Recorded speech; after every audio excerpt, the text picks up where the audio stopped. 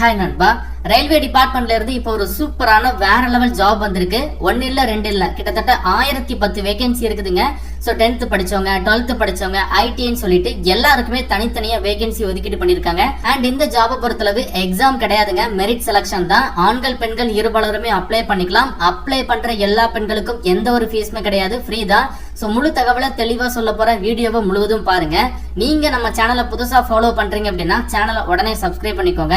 And request பண்ணி கேட்கிறேன், இந்த வீடியோக்கு ஒரு லைக் பண்ணுங்க. நீங்க லைக் பண்றது உங்களுக்கு 1 செகண்ட் ஒர்க் தான், ஆனா நீங்க கொடுக்குற லைக் எனக்கு ரொம்ப பெரிய மோட்டிவேஷனா இருக்கும். அடுத்தடுத்து வீடியோ போட்டா ரொம்ப சப்போர்ட்டிவா இருக்கும். சோ கண்டிப்பா லைக் பண்ணுங்க. இப்ப வாங்க நம்ம வீடியோக்குள்ள போகலாம். ரயில்வே டிபார்ட்மெண்ட்ல இருந்து வந்திருக்கக்கூடிய இந்த ஜாபுக்கான ஒரு அபிஷியல் நோட்டிபிகேஷன் தான் இது. இந்த நோட்டிபிகேஷன் பார்க்கக்கூடிய லிங்க், அப்ளை லிங்க் எல்லாமே நான் வந்து டிஸ்கிரிப்ஷன் பாக்ஸ்ல கொடுத்திருக்கேன், செக் பண்ணி பாருங்க. இந்தியன் ரயில்வேஸ்ல ஐசிஎஃப் அப்படின்னு சொல்லுவாங்க, அதாவது இன்டெகிரல் கோச் ஃபேக்டரி, ரயில் பெட்டி தயாரிக்கும் தொழிற்சாலை. நம்ம தமிழகத்துல சென்னையில மட்டும்தான் இருக்கு. தற்பொழுது ஐசிஎஃப் சென்னையில இருந்து தான் உங்களுக்கு நோட்டிபிகேஷன் வெளியா இருக்கு. சோ நம்ம தமிழகத்தை சேர்ந்த 38 மாவட்ட மக்களுமே அப்ளை பண்ணுங்க. பிளேஸ் ஆஃப் போஸ்டிங் சென்னையில. இந்த நோட்டிபிகேஷன் இன்னைக்கு தான் கொஞ்ச நேரத்துக்கு முன்னாடி ரிலீஸ் ஆயிருக்கு, 22 மேல. And then online mode application also activate பண்ணிட்டாங்க. க்ளோசிங் வந்து பாத்தீங்கன்னா அடுத்த மாதம், அதாவது ஜூன் மாதம் 21 வரைக்கும் உங்களுக்கு டேட் இருக்கு. 1 மாதம் டைம் இருக்குதுங்க. சோ இந்த ஜாபுக்கான அப்ளை லிங்க் வந்து நான் டிஸ்கிரிப்ஷன் பாக்ஸ்ல கொடுத்திருக்கேன். இந்த லிங்கை யூஸ் பண்ணி நீங்க அப்ளை பண்ணுங்க. அண்ட் இந்த ஜாப் எடுத்துக்கிட்டீங்கன்னா உங்களுக்கு 2 விதமான கேட்டகரியில ஆஃபர் பண்றாங்க. ஒன்னு வந்து ஃப்ரெஷர் அப்படிங்கிற கேட்டகரி, இன்னொன்னு வந்து எக்ஸ் ஐடி அப்படிங்கிற கேட்டகரி. சோ மொத்த வேகன்சி வந்து பாத்தீங்கன்னா ஒரு 1010 வேகன்சி இருக்கு. இருக்கக்கூடிய வேகன்சியை வகுப்புகள் வாரியாக தெளிவா டிவைட் பண்ணி கொடுத்திருக்காங்க. இதுல என்னென்ன கேட்டகரியில வேலை வாய்ப்பு இருக்குன்னு சொல்லி பாத்தீங்கன்னா carpenter, electrician, fitter, machinist, painter, welder, and then radiology, பேத்தாலஜின்னு சொல்லிட்டு ஒரு 9 விதமான பதவிகளுக்கு ஆஃபர் பண்றாங்க. அண்ட் இந்த ஜாபுக்கான ஏஜை பொறுத்தளவு குறைந்தபட்ச வயது அப்படின்னு எடுத்துக்கிட்டீங்கன்னா 15 வயது கம்ப்ளீட் ஆயிருந்தாலே போதும். இப்ப ஐடிஐ, அதுக்கப்புறம் நான் ஐடிஐ, அதாவது ஃப்ரெஷர், எக்ஸ் ஐடின்னு சொல்லிட்டு 2 விதமான கேட்டகரியில வேலை வாய்ப்பு இருக்கிறதுனால ஐடிஐ படிச்சவங்க அப்ளை பண்ற பட்சத்துல 15ல இருந்து 24 வயது வரைக்கும் இருக்கணும். ஓகேங்களா?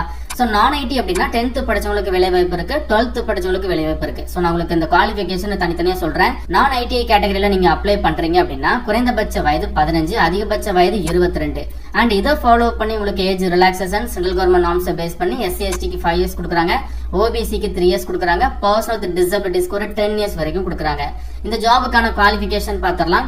சோ எக்ஸ் ஐடிஐ அப்படிங்கிற கேட்டகரியில நீங்க ஜாபுக்கு அப்ளை பண்றீங்க அப்படின்னா குறைந்தபட்ச கல்வி தகுதி 10ஆம் வகுப்பு படிச்சுட்டு அதை ஃபாலோ பண்ணி நீங்க ஐடிஐ படிச்சிருக்கணும். ஐடிஐ வந்து பாத்தீங்கன்னா இப்போ ஃபிட்டர், எலக்ட்ரிஷியன், மெக்கானிஸ்ட் இந்த ஜாப் நீங்க அப்ளை பண்றீங்க அப்படின்னா இந்த ட்ரேட்ல நீங்க 10th பிளஸ் ஐடிஐ படிச்சிருக்கீங்க அப்படின்னா நீங்க அப்ளை பண்ணிக்கலாம். அண்ட் அதுக்கப்புறம் கார்பெண்டர், பெயிண்டர், வெல்டர் இந்த ஜாபுக்கும் 10th பிளஸ் இந்த கேட்டகரியில ரெலவென்ட் ட்ரேட்ல நீங்க ஐடிஐ படிச்சிருக்கீங்க அப்படின்னா அப்ளை பண்ணிக்கலாம். அதே மாதிரி ப்ரோக்ராமிங் அண்ட் சிஸ்டம் அட்மின் கேட்கறாங்க.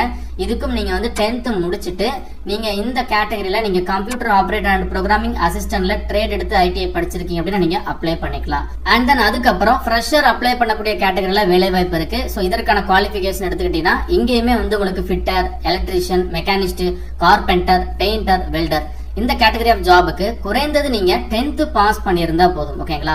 10thல சயின்ஸ், மேக்ஸ் ஒரு சப்ஜெக்ட் எடுத்து படிச்சிருக்கணும். கண்டிப்பா நம்ம எல்லாருமே 10thல சயின்ஸ், மேக்ஸ் எடுத்து படிச்சிருப்போம். சோ 10th நீங்க குறைந்தது கம்ப்ளீட் பண்ணியிருந்தா போதும். அதை தாண்டி நீங்க என்ன படிச்சிருந்தாலும் எலிஜிபிள் தான், அப்ளை பண்ணிக்கலாம். குறைந்தது உங்களுடைய 10thல 50% மதிப்பெண்கள் வாங்கியிருக்கணும். அண்ட் அதுக்கப்புறம் இதுல இந்த ரேடியாலஜி, பேத்தாலஜி, எம்எல்டி அப்படின்னு சொல்லுவாங்க, இந்த கேட்டகரி ஜாபுக்கு அப்ளை பண்றவங்க குறைந்தபட்ச கல்வி தகுதி 12ஆம் வகுப்பு படிச்சிருக்கணும். சோ 12thல வந்து பாத்தீங்கன்னா பிசிக்ஸ், கெமிஸ்ட்ரி, பயாலஜியை ஒன் ஆஃப் த குரூப் எடுத்து படிச்சவங்க மட்டும்தான் இந்த கேட்டகரி ஆஃப் ஜாபுக்கு அப்ளை பண்ண முடியும். இந்த வேலை வாய்ப்பு எடுத்துக்கிட்டீங்கன்னா உங்களுக்கு நிரந்தர வேலை வாய்ப்பு கிடையாது, அப்ரண்டிஸ் கேட்டகரியில தான் எடுக்கிறாங்க. அதாவது ஒரு 1 இயர் இல்லைன்னா ஜாபை பொறுத்து நீங்க வந்து ஒரு ட்ரைனிங் பீரியட்ல இருப்பீங்க. சோ ஃபார் எக்ஸாம்பிள் இப்ப எக்ஸ் ஐடிஐ கேட்டகரி ஜாபுக்கு அப்ளை பண்றவங்களுக்கு 1 வருடம் வரைக்கும் உங்களுக்கு ட்ரைனிங் பீரியட் இருக்கு, அதாவது அப்ரண்டிஸ் பீரியட் இருக்கு. சோ ஃப்ரெஷர் கேட்டகரிக்கு அப்ளை பண்றீங்க அப்படின்னா ஃபிட்டர், எலக்ட்ரிஷியன், மெக்கானிஸ்ட், கார்பெண்டர், பெயிண்டருக்கு வந்து 2 வருடங்கள் ட்ரைனிங் பீரியட் போட்டிருக்காங்க. 2 இயர்ஸ் வரைக்கும் நீங்க அப்ரண்டிஸா ஒர்க் பண்ணிக்கலாம். வெல்டருக்கு வந்து பாத்தீங்கன்னா 1 இயர் 3 மந்த்ஸ் கொடுத்திருக்காங்க. அண்ட் தென் அதே மாதிரி 12th கேட்டகரி அப்ளை பண்றவங்களுக்கும் 1 இயர் 3 மந்த்ஸ் இருக்கு. இது அப்ரண்டிஸ் தானே, ஒரு நிரந்தரமான வேலை வாய்ப்பு கிடையாது, அப்புறம் இதுக்கு நம்ம இதுக்கு ரொம்ப இம்பார்ட்டன்ஸ் கொடுக்கணும்னு சொல்லிட்டு நீங்க ஸ்கிப் பண்ணாதீங்க. ஏன் சொல்றேன்னா ரீசெண்டா ஆர்ஆர்பில இருந்து டெக்னீஷியன் வேலை வாய்ப்புக்கான நோட்டிபிகேஷன் விட்டுருந்தாங்க. அந்த டெக்னீஷியன் கேட்டகரி வேலைகளுக்கெல்லாம் இந்த மாதிரி அப்ரண்டிஸ்ல நீங்க 1 இயர் அப்ரண்டிஸ் எடுத்திருக்கீங்க அப்படின்னா அந்த சர்டிபிகேட் உங்களுக்கு வேலிட், அங்க வந்து உங்களுக்கு ப்ரிஃபரன்ஸ் இருக்கும். அதே மாதிரி இந்த மாதிரி அப்ரண்டிஸ் முடிச்சு வந்தவங்க தான் டெக்னீஷியன் கேட்டகரியில மோஸ்ட்லி ப்ரிஃபரபிள் பண்ணுவாங்க.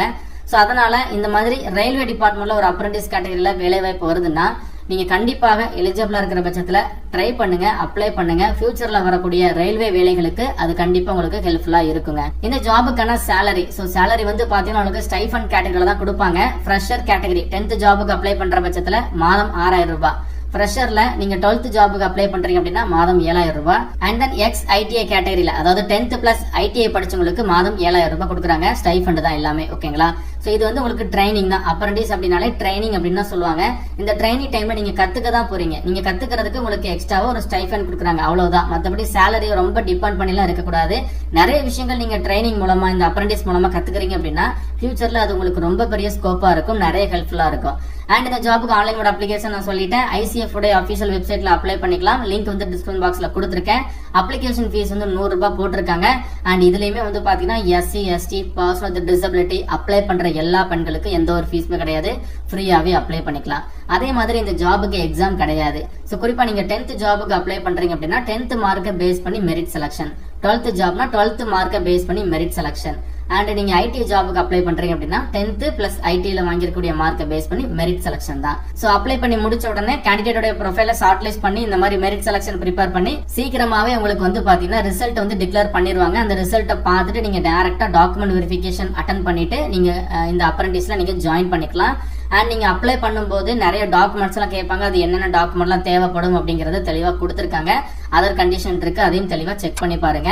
சோ ரயில்வே டிபார்ட்மெண்ட்ல ICFல இருந்து அப்ரண்டிஸ் கேட்டகரியில வந்திருக்கக்கூடிய இந்த வேலைகளுக்கு எலிஜிபிளா இருக்கிற எல்லாருமே அப்ளை பண்ணுங்க.